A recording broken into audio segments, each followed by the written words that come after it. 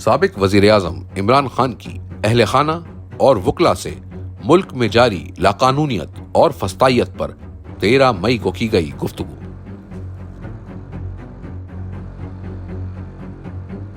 پاکستانی قوم کو بیرونی اور اندرونی دونوں طرح کے چیلنجز کا سامنا ہے۔ 26ویں آئینی ترمیم نے ہمارے انصاف کے نظام کا جنازہ نکال دیا ہے اور ملک اس وقت مکمل ڈکٹیٹرشپ میں جا چکا ہے۔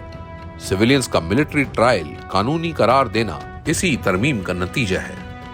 ایوانوں میں اس ترمیم کے حق میں ووٹ دینے والے تو صرف کٹ پتلی تھے اور احکامات کی پاسداری کر رہے تھے۔ دنیا کی کسی جمہوریت میں اپنے شہریوں کے ساتھ ایسا مذاق نہیں ہوتا کہ انہیں احتجاج کرنے پر ملٹری کورٹس کے حوالے کر دیا جائے۔ اس طرح کے فیصلوں سے پاکستان کی جگ ہسائی ہوتی ہے۔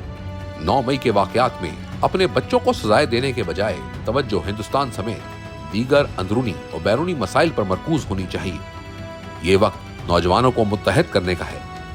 جن نوجوانوں کو ملٹری کورٹ سے 10 سال کی سزائیں دلوائی گئی ہیں، ان کا جرم صرف احتجاج کرنا ہے۔ بارہا کہتا ہوں کہ 9 مئی کی CCTV فوٹیج نکلوائی جائے تاکہ معلوم ہو سکے کہ اصل مجرمان کون ہیں اور سزائیں کن کو ملنی چاہیے۔ یوں کسی آرمی افسر کے کہنے پر قوم کے نوجوانوں کے مستقبل کو برباد کرنا ظلم ہے۔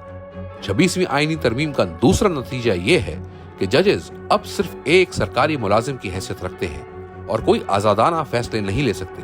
ججز کو ایک فرد واحد سب فیصلے لکھ کر دیتا ہے، جو کہ نظام انصاف کی موت ہے۔ میرے خلاف جھوٹے اور بوگس مقدمات اسی لیے چل رہے ہیں کیونکہ عدلیہ آزاد نہیں ہے۔ القادر ٹرسٹ کیس سمیت میرے خلاف بنائے گئے تمام کیسز بوگس ہیں، اس لیے مرضی کے ججز لانے کے باوجود میری اپیلیں مسلسل التوا میں رکھی جا رہی ہیں۔ جس دن میرے مقدمات میرٹ پر سنے گئے، سب کا خاتمہ ہو جائے گا۔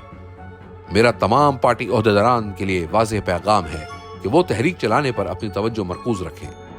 میری پہلی ترجیح تحریک اور پارٹی کی تنظیم نو ہے۔ جنید اکبر پر مجھے پورا اعتماد ہے۔ اگر وہ تنظیمی ذمہ داریوں پر فوکس رکھنے کے ساتھ پبلک اکاؤنٹس کمیٹی بھی چلا سکتے ہیں تو یہ اچھی بات ہے۔